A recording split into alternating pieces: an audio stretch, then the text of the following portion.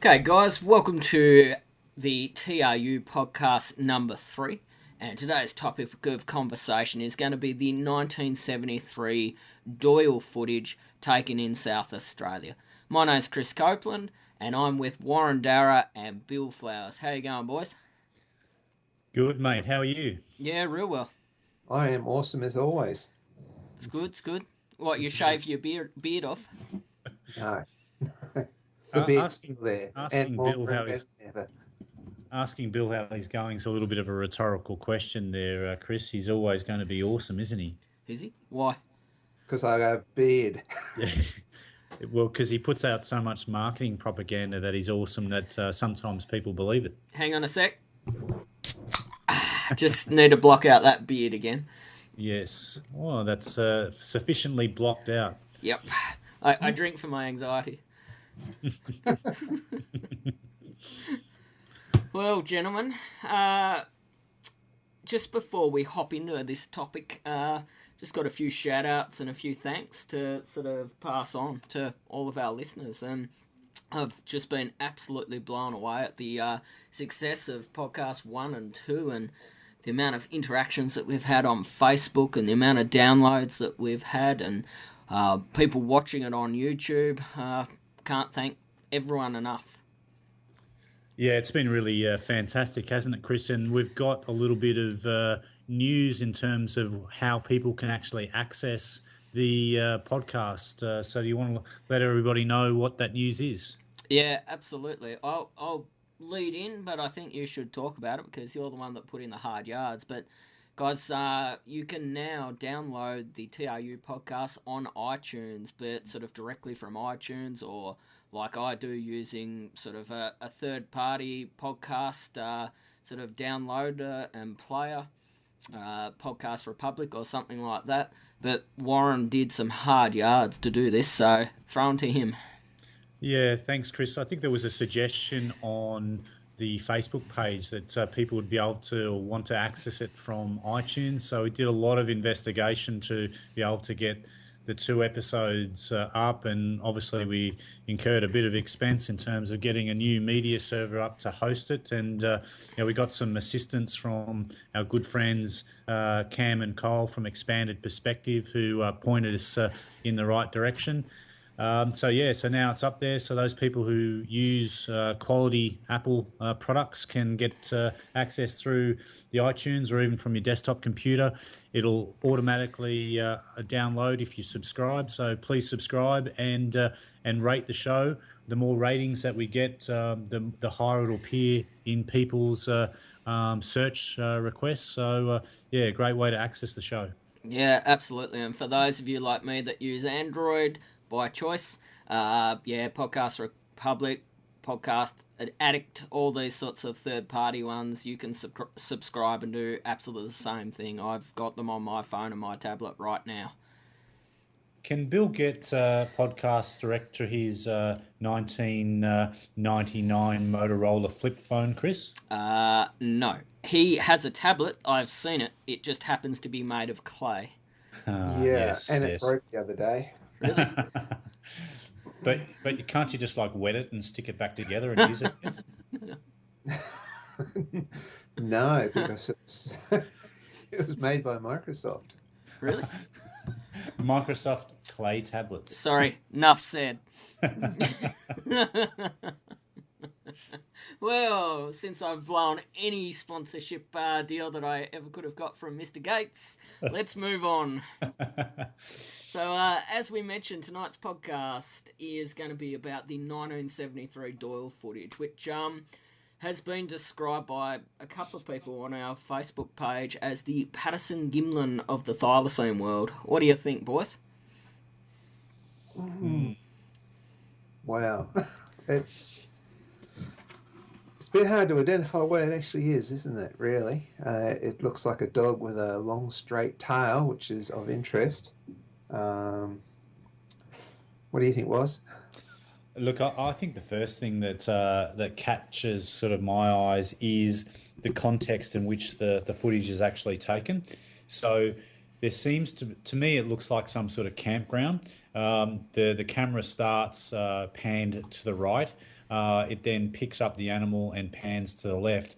On both, as the animal crosses a road, on both sides of the road, there appear to be some sort of structures. So it gives me the impression that it's like a campground divided by some sort of road. So that starts to say to me, okay, would you expect to see a thylacine in that sort of kind of area?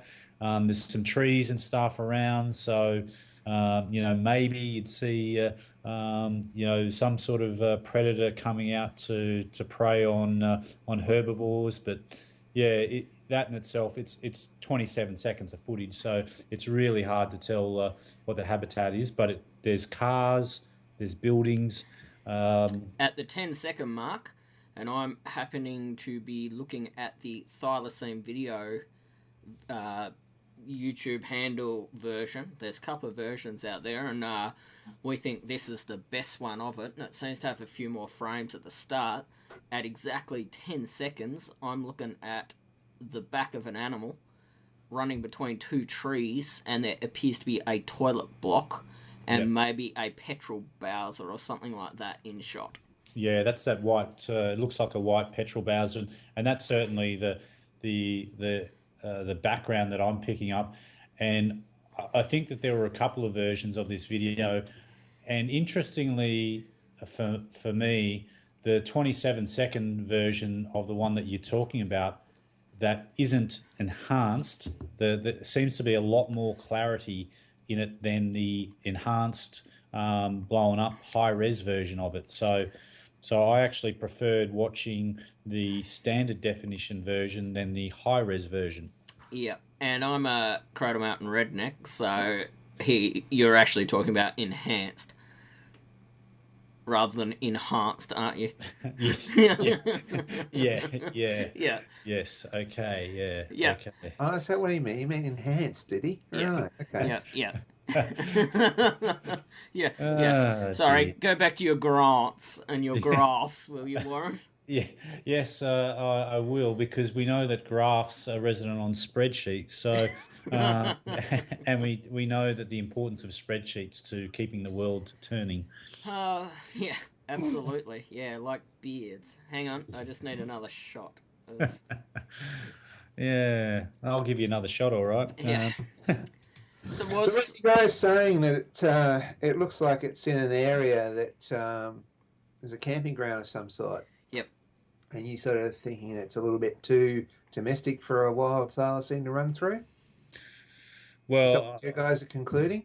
Well, I don't say whether it's a conclusion, Bill. I just sort of think that, for an animal, particularly on the mainland, to be so elusive and hard to find, and it's you're meant to be the world champion of hide and seek. Here it is running through what is a relatively populated place. Yep.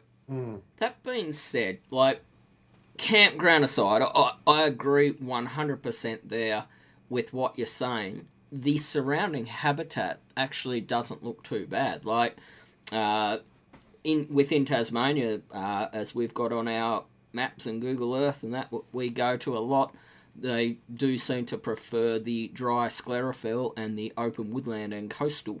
And this habitat here looks fairly open.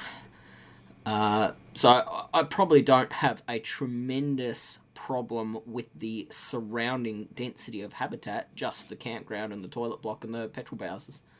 The campground itself, would that not give rise to herbivores feeding on the grass as a food source for a predator?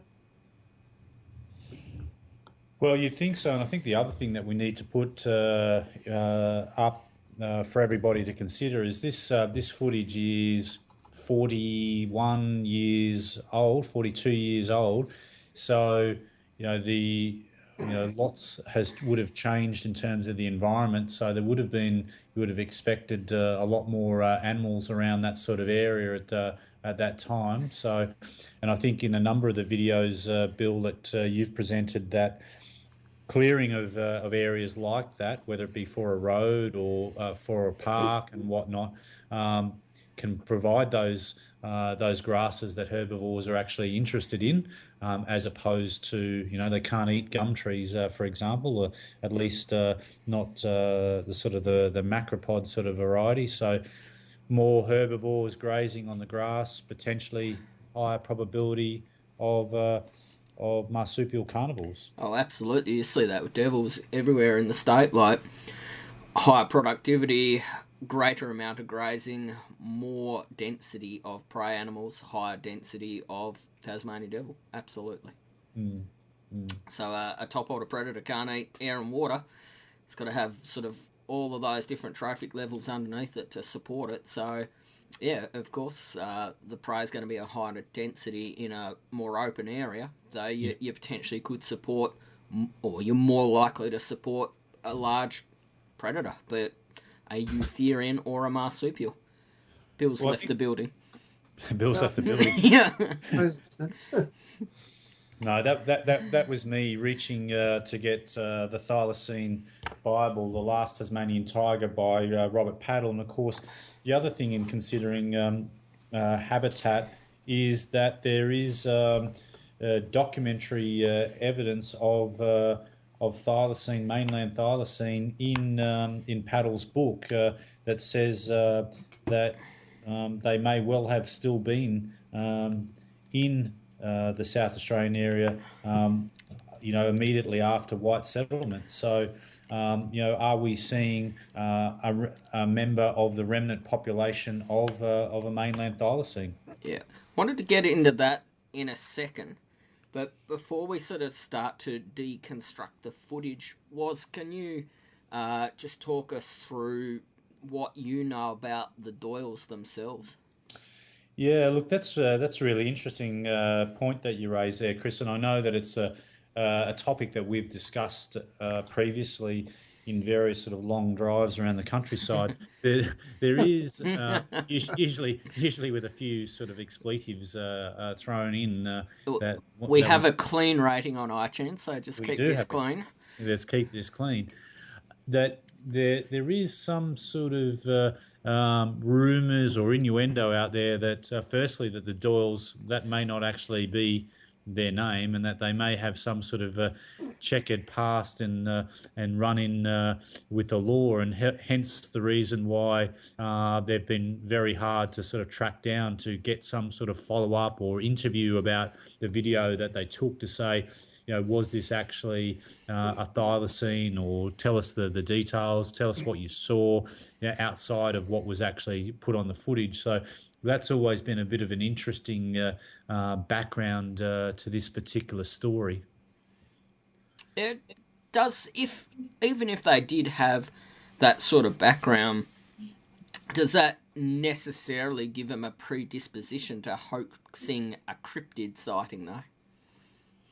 Well, not just because you're, for example, a bank robber, doesn't mean that you're going to branch out into the area of making up thylacine sightings, does it? So, I guess robbing banks isn't generally a gateway crime into cryptid hoaxing. No,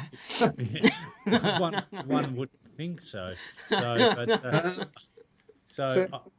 I was going to say, let's just talk about hoaxing for a while. Do you think that it is? If it is a hoax, how would it be done? Have they strapped something to a dog, or is it just opportunistic? A dog just looks like that?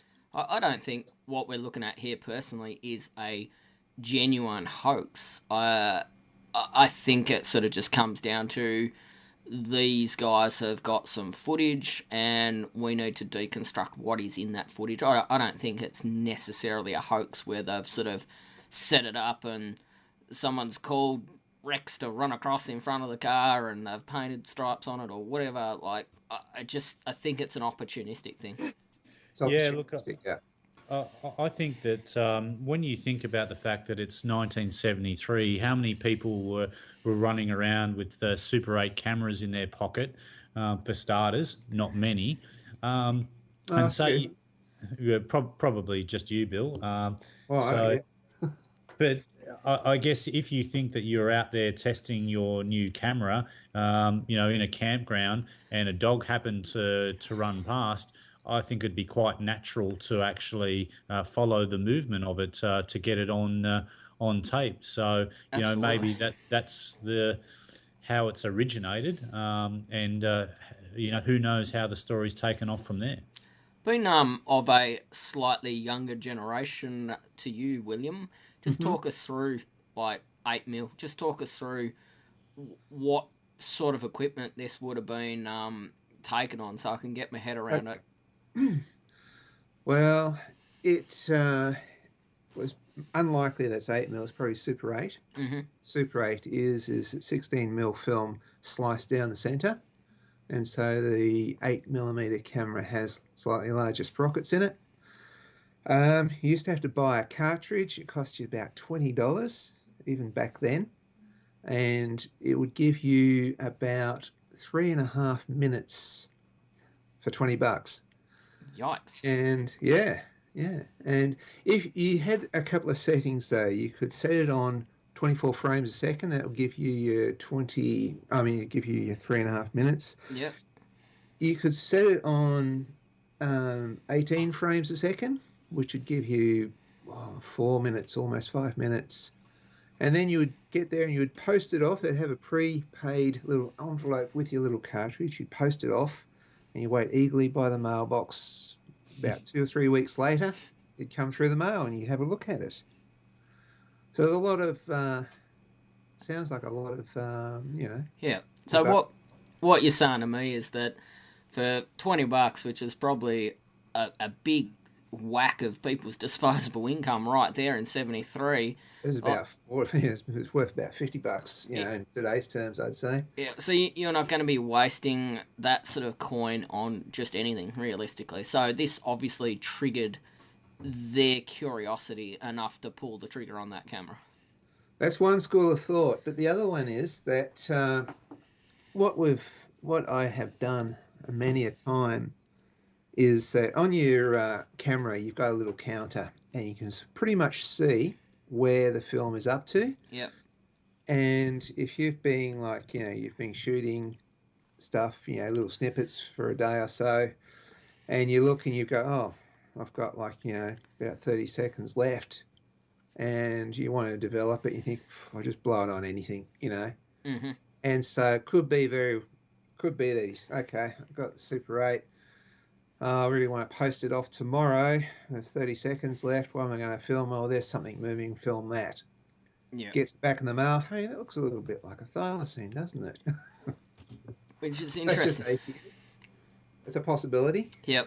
But yeah, no, it would be surprising what you would waste, and it's also surprising how long 3.5 minutes is when you're talking film. So the quality, like compared to today's 1080 or even like the new 4K and things like that, the quality's not going to be extremely high. Are we talking higher or lower than VHS? Higher than VHS. Yep. Probably about high 8 quality. Righto. It's around about there. And it also they did have really good lenses on those Super 8 cameras. Yep. So yeah, just looking at the film, it's definitely Super 8, I'd say. I don't think it's 16mm.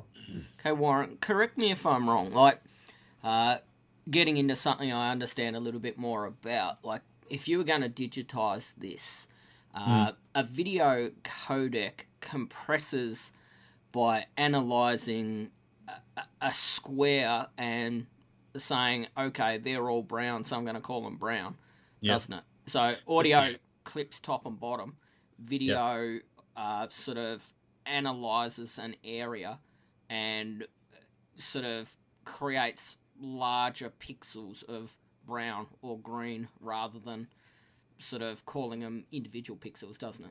Yeah, absolutely. And I guess that's where what the computer is trying to do when it goes through and does compression is tries to predict what's happening next, and also says, okay, you've got 12 pixels in a row that are blue, so it will code 12 blue rather than individually identifying each one of those pixels. So as you compress it, your quality goes down.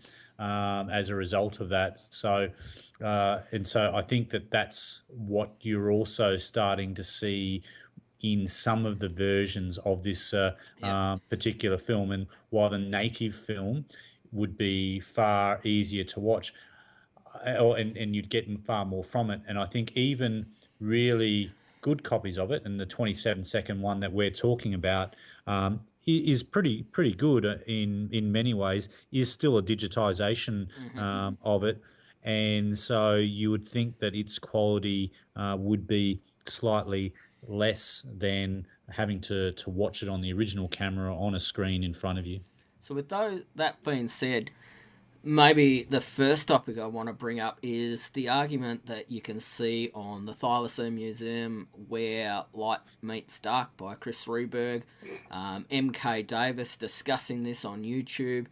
There's debate, contention about coloration and stripes, and I think if this has been compressed as much as I believe it has, we've got to be awfully cautious about sort of reading too much into that, because realistically there's, in my opinion, not enough detail there to maybe make those conclusions.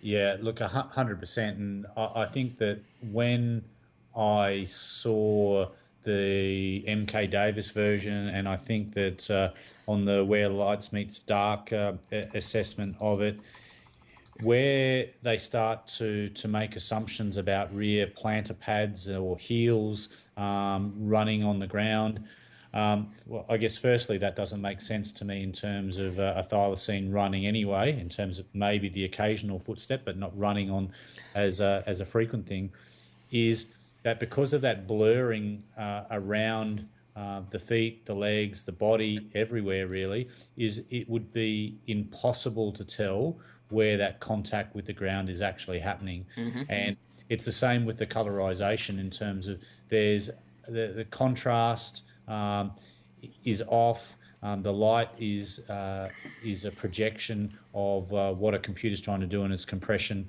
and so it's giving you potentially an image that it otherwise wouldn't be. And I think that I wonder whether a really good experiment to do on this footage would be to rip it off YouTube, put it on a handset without a label, and then basically show it to a bunch of people and say, what is this? So what I'm saying is, with no label that says thylacine, alleged thylacine, Tasmanian Tiger, say, get 100 people and say, have a look at this this video and what do you see? And I think because of things like basically people, pareidolia coming in, and you've got a preconceived notion that this could be a thylacine, is that people go, yeah, that could be a thylacine. Oh, and now that you mention it, look, it looks like this and it looks like that. And so I think it's just a really interesting potential experiment in this particular area. I know if I showed my wife that video, she'd say that's a dog running, or so rather than leaping to the conclusion that it's a thylacine. Wives are always the great equaliser, though, Warren. Exactly right. So, especially when they're in the room. So. Hi, Kim. Probably saying that to save you a whole heap of money and going out the field again. Yeah, we'll save itself more shopping money, less field time. So, that being said about compression, I think the one thing that we can talk about with a little bit more confidence, in my opinion, than the coloration, the footfall, is the ear shape and the tail shape. Discuss. Yeah, look, to me, this is where I really like the standard definition version of it, if you like, where to me there appears that the ears are flopping up and down as the animal runs, and to me that is atypical of what we know of thylacine ears. I think it's atypical of marsupial carnivore ears, to be honest. William? Up and down? Yes. That's all right. You guys having a laugh? What?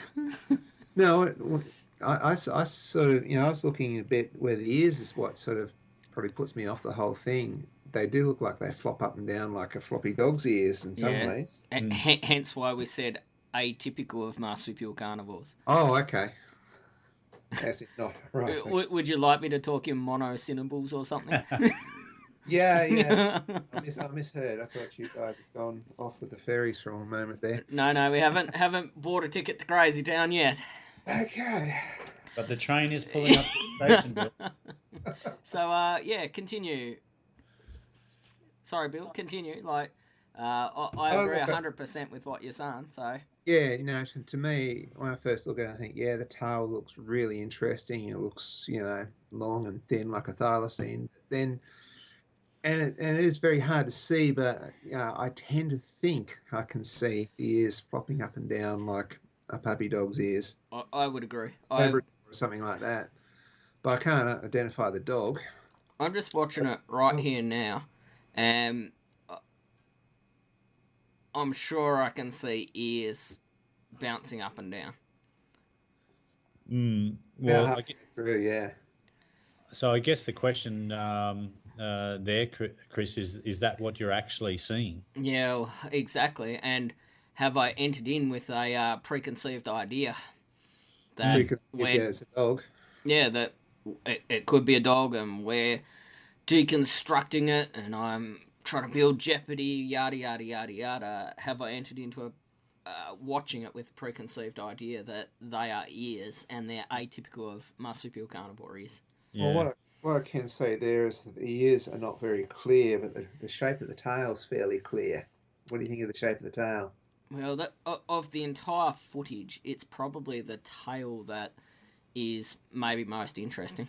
And I thought that as well. So when I looked at the video, I went away from the enhanced version that you see on the Where Lights Meets Dark and the MK Davis side, and also the Thylacine Museum, just to get that raw footage again. And when I saw the ears, I went, okay, this looks to me that there's something happening here. But then when I looked at the tail, I needed to investigate further, because I thought that's really interesting in terms of this is, inverted commas, a kangaroo-like sort of tail. I guess the thing that surprised me when I looked at the YouTube reference was how stable dogs' tails were in that 4K slow motion video. So regardless of the shape of the tail, whether there was a curl in it or whether it was straight, when they were running, including at high gallop, the tail stayed relatively stable. So that kind of detracted from what I saw in the Doyle footage as saying that, it was thylacine, because here we have the canine tail acting in a very similar manner to what you see in the Doyle footage. You'd then have to try and identify what is the breed of the dog in question. Absolutely. Like, just before we go on to that, like, the tail is like a counterbalance, and like it makes no sense for a counterbalance to be swinging around wildly. Like, when we're out in the field shooting our YouTube videos and I've got my homemade Steadicam, that weight's trying to keep the camera stable. It's not swinging around acting like a pendulum throwing that camera out. So it makes a hell of a lot of sense, in my opinion, of what you just said there. Which is pretty unusual, actually. That's something I would say would actually make any sense at all. The fact that A, didn't fall asleep, and B, was listening was probably pretty significant as well. Well, I might just celebrate with a drink. Well, while you're doing that, Chris, I just want to revisit a fact that Bill introduced earlier into the show, where he said that the $20 Super 8 cartridge today would be worth $50. You've developed a spreadsheet, haven't you? I have. While we were talking, it's actually $62.75 in today's money, so a little bit more expensive than you would have thought, Bill. I think our viewers want to know whether you rounded up or down to get that. I had to round down, actually, because it's 62.754 cents. Gee, Warren. To be absolutely honest, I think the price was $18.95. Oh, Bill. Let's move on. I ran it up to 20. Yeah. I can hear the eye rolls from here. Let's move on.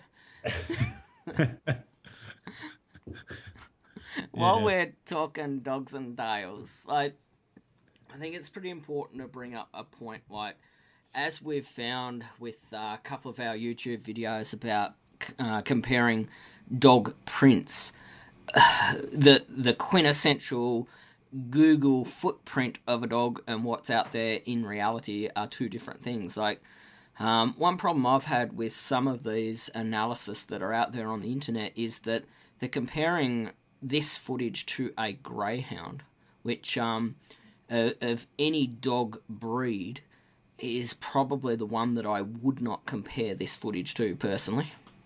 Yeah, absolutely. In fact, the very first YouTube video I went to was a slow motion greyhound running, and you could tell it was a different animal straight away. So The greyhound is that quintessential double suspension gait, like hence why they can run so damn fast. Like, I've got pretty bulky dogs at home, and they're built very differently to greyhounds, and they certainly run quite different, and they look quite different to a greyhound when they're running around. So maybe, like, sort of in further analysis, they probably need to look at a little bit more generic dog than such a specific breed that was bred to hunt, to run down fast prey. And in my opinion, the thylacine didn't evolve to run down fast prey in short, sharp sprints. It was either an ambush predator or a dogged pursuit predator like a devil.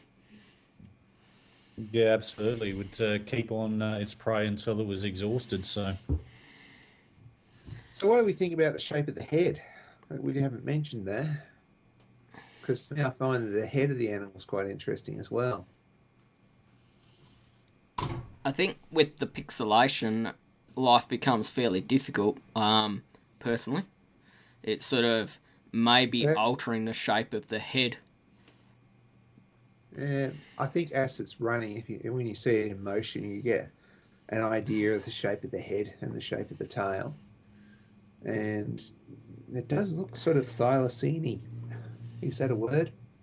You've coined it. well, A if bit. Bill says it's a word, it's a word. Yep. Yeah. Right. Um, yeah, I mean, it is interesting. It is an interesting shape. So, have they just filmed a dog and they thought, gee, that looks like a thylacine? And yeah, When Mm. when you which look, convergent evolution, it probably does look like a thylacine. yeah, realistically, through convergent evolution, dogs look like thylacine. So, like, their sort of morphology is quite similar, things like that. So, it's always going to be difficult from footage to define whether you're looking at thylacine or dog, surely. Absolutely. I mean, we just have to look at the sort of genesis of the thylacine in terms of Thylacinus cynolepis, as saying it's a dog-headed sort of marsupial. I mean, that's what it's about. So you'd expect that it looks very similar, particularly again with the variety of canines that you have out there. So Just while we're talking about that, was Genesis. I prefer their old stuff, not their new stuff. uh, yeah, okay. Thanks, Boom, boom. Chris. Yeah, yeah, Sorry, yeah, I thought she was talking about Arnie's latest film. yeah. Oh, yes, Don't get me Terminator, started. Genesis. Yeah, So so I mean, a lot of reports often mention, you know, that it looked like a dog, but there seemed to be something strange about its head. Is, And that's why I thought I'd bring up the whole shape of the head thing. well, linking that back to our gait conversation, isn't there also a lot of report that it looked quite hyena-like? yeah, well, in fact, that's one of its original names is sort of it was called colloquially a hyena. In fact, that's why there's a number of landmarks in Tasmania that are called Hyena Hill and all sorts of things. So after the thylacine, rather than the African hyena. So Mm. So the thing that I've sort of struggled with is that I the thylacine through convergent evolution does look fairly dog-like, absolutely. But did it fulfill the niche of a dog? Sort of none of the other marsupial carnivores even remotely have the gait of something like dog. So are we extrapolating too heavily that just because a thylacine looked vaguely, superficially like a dog, that it actually had the gait of a dog? Mm. Yeah, well, look, I think that's quite a good point, and I think that there's been some detailed analysis of the zoo footage within of the last known Tasmanian tiger that clearly shows that its walking gait, at least, is quite different to a dog's. Yeah, very much. If you look at devils and quolls, like their gait is like very, very different. And like a lot of these analysis that I've been reading today in preparation for this podcast, they're talking about the animal in the Doyle footage driving its locomotion off its back legs. And a Tasmanian devil basically drives its locomotion off its front legs, and its legs are sort of hopping at the back to keep up.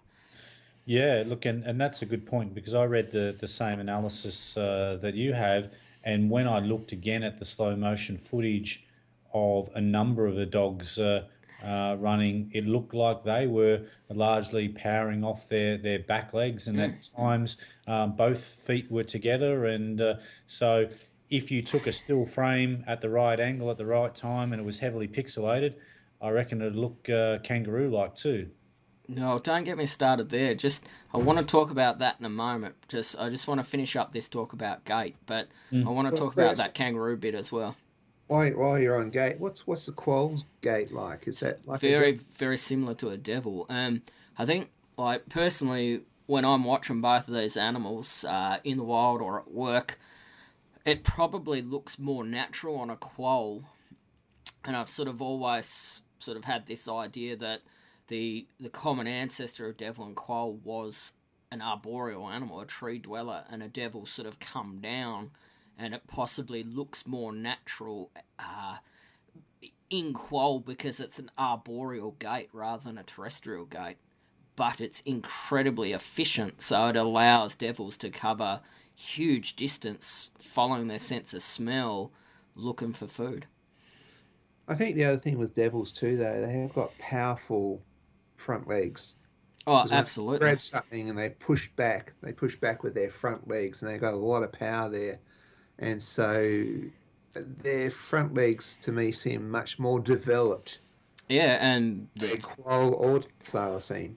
and you watch like a quoll, like you watch a devil on the ground. It's sort of pulling itself along with its front legs, and then its back is sort of hopping. You Yeah, transfer that onto a branch, and you watch a quoll shoot down a branch in a tree. It's a very narrow gait that sort of allows it to pull itself along that branch and stabilize itself with its back leg and tails.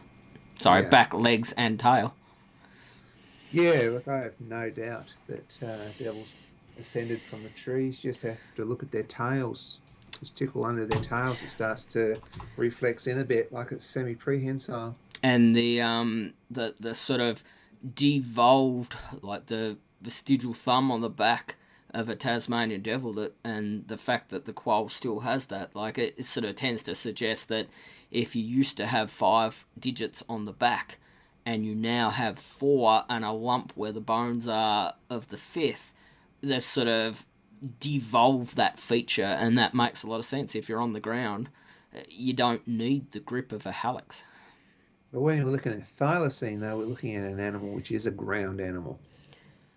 Yeah, with a potentially quite different ancestry to a lot of other marsupials, and that does lead me to the point that a lot of these comparisons, MK Davis in particular, but also the where light meets dark analysis, they're talking about comparing it to kangaroo, and I just struggle with that idea. What do you guys think?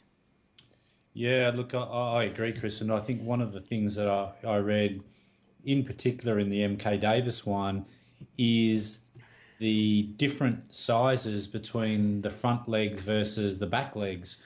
And I'm looking as we speak at a thylacine skeleton, and it's the idea that the thylacine has noticeably shorter front legs in comparison to rear legs seems a little bit like a very strange idea to me, and because they're implying that because a kangaroo has its front paws are shorter than its rear legs, that's what we're actually seeing in that footage. And to me, I just don't see it. Just doesn't make any sense to me at all.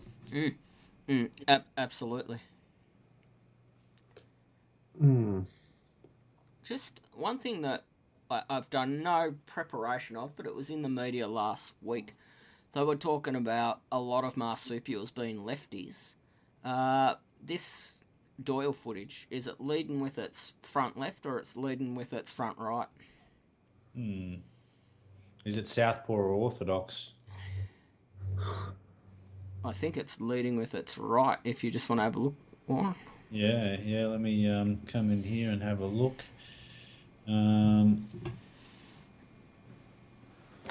So what's the advantage from your BJJ background? What's the advantage of leading with the left?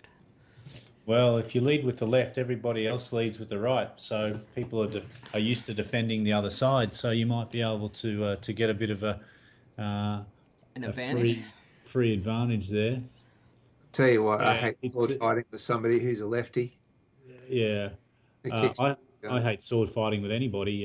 Just quietly, Bill. It's definitely leading with its right, Christopher. Yeah, good, thank you. So I mean, I've got nothing to base that on, but that sort of paper that came out about Eastern Grey Kangaroo in the media, I think a week, 10 days ago, suggested that the absolute vast majority of them were lefties. So you would suspect that, and just going off the top of my head, I think a lot of the devils that I work with lead with their left as well.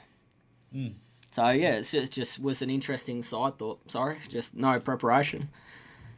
Yeah, which is very much unlike you. So, so I guess part of being able to accept the fact that this could be a thylacine is what's a thylacine doing on the mainland 3,000 years after they allegedly went extinct? Was it 3,000 years? Well, was it 3,000 years? Yeah, and that gets. So that gets back to the at least the secondary evidence that's presented in the paddle book that says that there was a remnant population after white settlement. But I guess there's other theories as to why a thylacine could be running around in the mainland as well. So yeah, I think what you're alluding to is the Thylacine Preservation Society theory, aren't you? Yeah, the good old Thylacine Preservation Society. Yeah, so that theory that when the thylacine was on the verge of extinction, that some people who wanted to protect the animal banded together, captured a number of breeding pairs and let them loose, and what we're seeing here is a descendant of one of those potential animals. It's a famous theory, and Michael Moss, who's in the media this week, tends to be a very strong advocate of that theory. But through our own conversations with Dr. Paddle, when we talked to him that time, guys, he was pretty adamant that there was no evidence to support the idea that had ever happened. Yeah, if I remember rightly, it was the second thing I said to him. Hey, hi, my name's Warren. Thylacine Preservation Society was about how I remembered it. Yeah, pretty much. I bought him lunch first, right? So, and got him to sign your book. Yeah, got him to sign my book. But look, interestingly, one of the things that he said was that there was very meticulous records about the importing of thylacines, both to the mainland, and a lot of the ones came to the mainland first before they went overseas to foreign zoos and menageries. But I think the other thing that strikes me about that is I recall a documentary, and its name escapes me at the moment, about where there was some world first evidence produced in terms of the fact that animals, Tasmanian animals, were introduced into Victoria, but mysteriously the thylacine was missing from the list, and the reason given was that, of course, it would be left off because that would upset the farmers. And I guess by that logic, you could also say that that unicorns were introduced and their names were left off because that would offend the creationists. So, bit of a long bow to deal with. Very, very long bow. And I actually heard that Captain Nemo got some on the Nautilus and took them to Mysterious Island. who? Well, it's funny you say that, Bill. And I haven't even got a beverage in front of me. Didn't I just say that the other day, Warren? You did. You did. Yeah. Funny you said that, because there is, on one of the sites that has this Doyle footage, there is talk to say that why is the thylacine on the mainland? It's because that they were introduced potentially by the Thylacine Preservation Society, and that some of them may have also gone overseas as well. And this is the genesis, again, I'll use that word, different context, but still not meaning the band, of the chupacabra sightings in North America. So it's like, really, and we know from time to time we get emails from people asking us about that particular link. So, Yep. May I? mate, you may. The no disrespect, like MK Davis has done a great job with his analysis and things like that. And the two problems I had with it, watching his analysis on YouTube, was that straight off the bat he was comparing thylacine to kangaroo, even though there's not a particularly strong evolutionary relationship.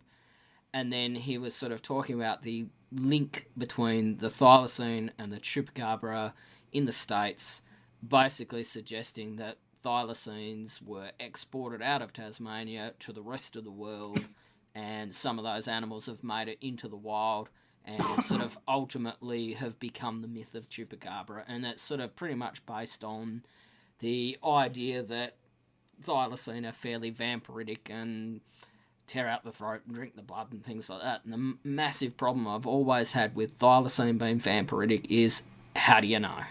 Yeah. And blood pools in the extremities or the underside of a carcass or something like that. How can myself, as Joe Average, determine that a carcass has been completely drained of blood and therefore draw the conclusion that thylacine's done that? Yeah. And look, this was also another question that you recall that I asked Dr. Paddle, to say that what were the the myths that surrounded the thylacine, and it's quite clear the evidence that is presented over the years that that's a bum rap, that they had these vampiric tendencies. They certainly devoured soft tissue and whatnot as well. And but so do quail. Yep. So do devils in preference. Yep. Like this myth is that devils eat everything of every carcass, and in my experience they don't. And they tend to be sort of eating into the abdomen, pulling out the intestines to eat the fat from underneath the skin and stuff. They're hardly going bones first. It's fat, organs, vascular tissue, which is real carnivore characteristic in my opinion. Yeah. So, Chris, what are the people on Facebook saying? Well, the Facebook, massive sort of amount of sorry, I was just bringing it up there so I could see it. Massive number of replies on our Facebook from people sharing videos and suggesting further analysis and podcasts we can do.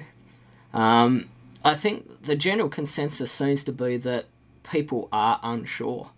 Like like we've talked about, there's characteristics like the tail that could be, but there's characteristics like the ears, and Claudia Clark here's got some pretty amazing pictures that she's brought up of a specimen that the ears are totally different. I think the general consensus seems to be no one's particularly sure. Mm. Yeah, look, and I think you're right. From what I can see is a lot of people say that it's quite interesting, so it's definitely worth a look. Um, we've got, I guess, a comment here about that. Yeah, Claudia saying about the ears. So I have a problem with the ear myself. They seem long, so that's consistent with what we've seen. I guess the problem that we have with the comparison here is Claudia's been quite good and actually put in the photo of taxidermy specimen. Is that we know that taxidermy is such a imprecise art and there's such a wide variety of the quality that it's really quite difficult to tell anything about the animal with any high degree of certainty based on a taxidermy specimen. So. Yeah, absolutely. And we've seen some pretty dodgy specimens ourselves in the Thylacine vault and on public display. Yeah, we know how a dodgy specimen can look if it's been poorly taxidermied. Yeah, look, and you're right. We've been fortunate enough to go to places that aren't for public viewing and that most thylacine enthusiasts would only dream of, and yeah, so it's really difficult to go by that. And but I guess what we can see is that the ears that are on these specimens, at least, you'd find it very hard to believe that they would flop around like the ones that we see in the Doyle footage. Mark Crooks probably sums it up here. Like, to paraphrase, even with MK Davis' much improved video editing version, it remains, in my opinion, inconclusive. It also ticks the boxes in confirmation bias theory and pareidolia. People also apply comparative psychology to reference significant traits and behaviours in the animal that copy or imitate some known thylacine ones. I'm quite happy to sit and watch the footage in thylacine mode, dog mode, fox mode, without fretting about the answer. Perhaps there isn't one. And I think that possibly does sum up some of what we've been talking about. Look, absolutely. And look, I think the interesting thing about this is that we could be looking at footage of a remnant population of thylacine, but we could also be looking at a fox. We could also be looking at a dog. We could be looking at a dingo, i.e. an Australian native dog. But because of the quality of the footage, there's no way of 100% saying which of those particular animals has been caught on film. Absolutely. And I sort of, like Rick Van Midden, it certainly whets the appetite. It does seem to move a bit different to a fox, in my opinion. The footage is far from conclusive in my eyes. On the Richter scale, maybe 1.5. I agree. It doesn't sort of look without a lot of reference. It's I'm not sure fox is leaping into my mind.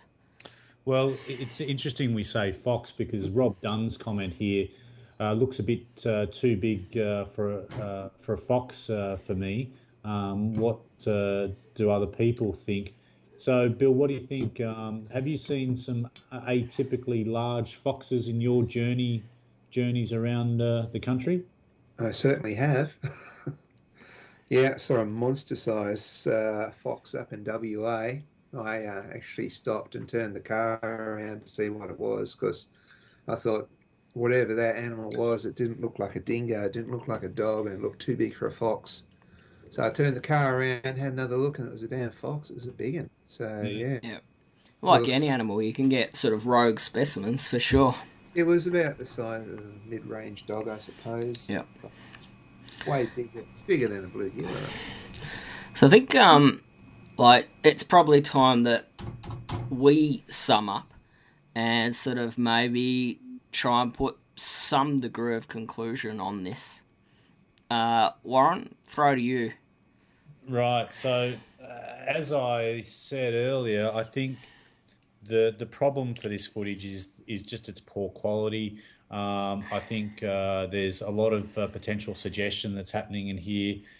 It could be a thylacine, it could be a fox, it could be a dog. I think Occam's razor says that the simplest explanation is usually true.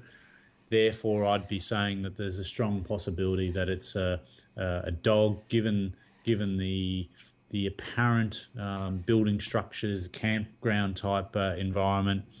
I think it's a domestic dog. So I would be giving this a low score, because at the end of the day, it's still feasible, because of that same poor quality, that this is actually a thylacine, right? So I'd be giving it, on the skeptometer, 1 out of 10. Yep, that's a real low score. And if people are unfamiliar, sort of 0 is no chance, and 10 is bloody hell, that's a thylacine.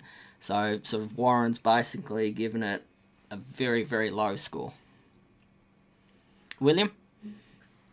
Yeah, it's one of those things where we haven't actually got the original film, and I'd love to know if it's like, the last 30 seconds of their Super 8 they just want to use up so they can get it developed.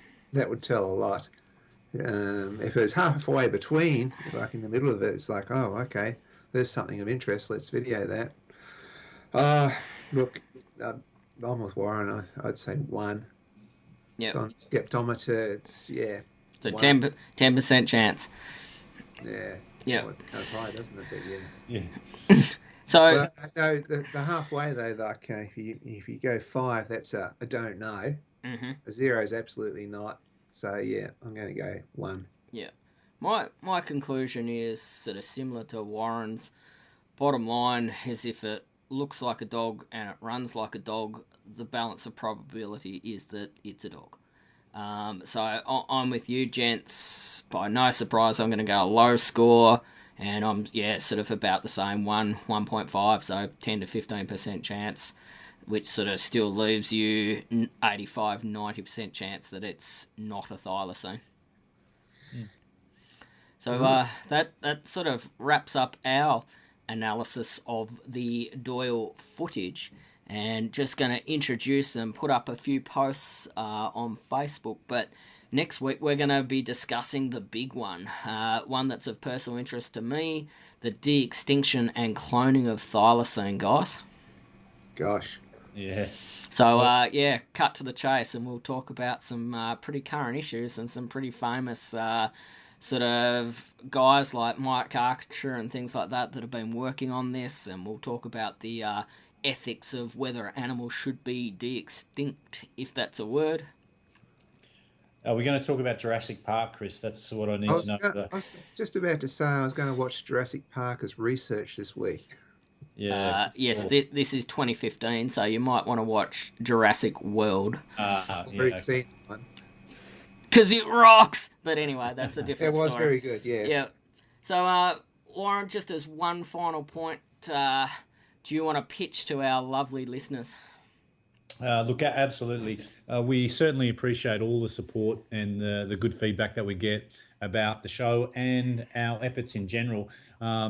Unfortunately, these things do cost us a little bit of money, so anything that the people out there could do to assist us would be greatly appreciated. They can go to our website, www.thylacineresearchunit.org, and there's a donate button. Even a small donation will help us keep producing these podcasts and paying for the expenses, and also help in our field expeditions.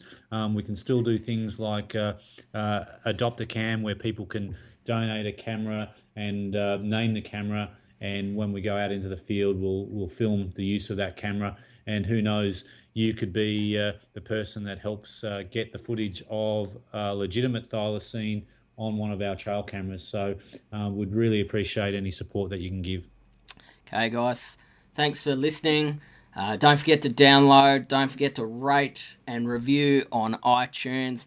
Thanks for all your support. Thanks to you guys, fellow T.R.U. members, for your time and the research. And you guys are the backbone of what we do. So thanks very much. And till next week.